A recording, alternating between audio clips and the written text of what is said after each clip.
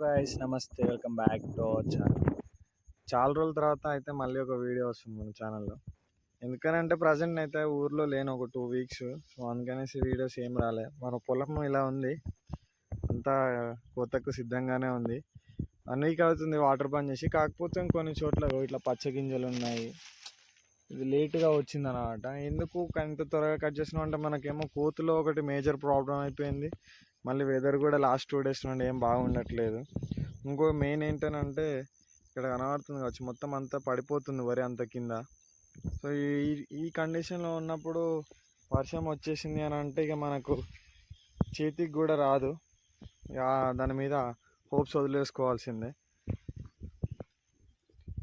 మొత్తం అంతా మొలకలు వచ్చేసి నేల కట్టుకుంటుంది, ఆరదు భూమి అనేది, పచ్చిగా ఉంటుంది. కథం అదంతా ఖరాబ్ అయిపోతుంది.